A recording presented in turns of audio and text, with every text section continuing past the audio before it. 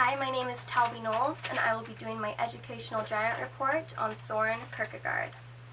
Soren Kierkegaard was born May 5, 1813, in Copenhagen, Denmark. He was the seventh and youngest child of Anne Sorensdatter Lund Kierkegaard and Michael Pedersen Kierkegaard. Anne was Michael's second wife, and he was a man that dealt with a lot of grief and guilt because he had married a second time. He was also a very religious but superstitious man, and he believed that he was cursed with having all of his children die at the age that Christ was crucified. And this is a fate that befell all the Kierkegaard children except for Soren and one of his older siblings. The Kierkegaard family was quite wealthy, and Soren had a financially comfortable childhood, but his father started out as a starving shepherd boy, and his mother started out as a household servant, but they were able to do very well for themselves eventually. When Soren was 17 years old, he attended the University of Copenhagen, where he studied theology, literature, and philosophy. He never married, but he was briefly engaged to a Regina Olsen.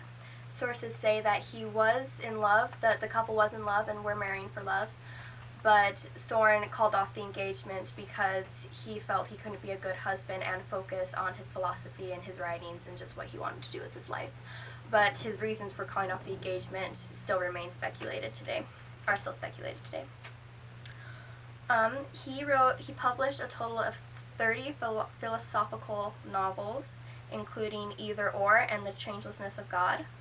He died November 11th, 1855. Soren Kierkegaard is known as an educational giant because of his impactful ideas and philosophy on education. He believed that everyone learns and finds truth in different ways, and that the teacher's duty was to not simply teach facts, but to help the children understand the material and then let them decipher their own truth from the information presented. He believed that everyone needs to find their own opinions that are free from biasness and from influence from teachers, the church, and the government. He also pushed for objective learning in such subjects as physical science and mathematics, since those subjects are based on physical facts. But he did believe that subjective learning was important in literature, philosophy, sociology, and even in history. He pioneered the idea of learning to discover oneself, or having one's own ideas. He also thought that this type of learning could only take place in a safe and comfortable school environment that was quite different from the schools of the time that implemented physical punishment and public shamings. Kierkegaard is known as the father of Christian philosophy, so his ideas were implemented in the church first. One of his main ideas was that the way to God was through faith, not reason, and he believed that everyone needed to find their own path to God that was void of influence from the government, the church, teachers, and parents. Because of his ideas, in 1855, the National Church of Denmark released a statement saying that all members of a congregation may attend the meeting of any clergyman they chose, and not just one they were assigned to. Also, the role of the king as head of the church was questioned because of Kierkegaard's idea. Although it took a while for his ideas to be implemented into secular education, we do see them everywhere in schools today. One of his biggest influence is that how we have schools now that focus on fostering creativity and imagination. Today's schools also help children to become critical thinkers and to not just accept facts, but to learn to think through them and decipher what they believe is truth.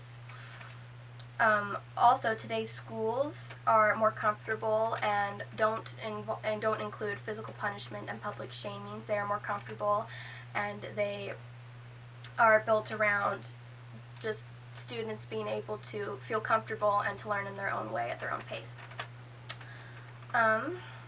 His impact on schools today is particularly important to me because when I was in elementary school, I was very far behind in reading and writing, and so I was placed in resource classes. I believe that without Soren Kierkegaard's ideas, such classes wouldn't really exist, because his idea was that everyone learns differently and that teachers need to respect that and to find ways to help each child learn in their own way. And so because of his idea, I had the help that I needed to learn at my own pace and to eventually catch up. I also really appreciate his idea that everyone's entitled to their own opinions. So schools today, the teachers cannot force opinions on their students, whether it's religious or secular ideas. I very much appreciate that and believe that everyone is entitled to their own opinions, and that everyone needs to find their own truth in their own way.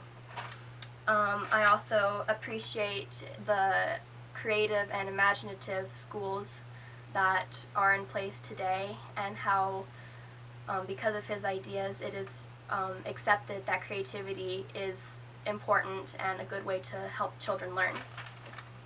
Also, schools that are safe and comfortable are very important to me. I would like to end my presentation with a quote from Soren Kierkegaard. It says, "The crucial thing is to find a truth which is truth for me, to find an idea for which I am willing to live and die."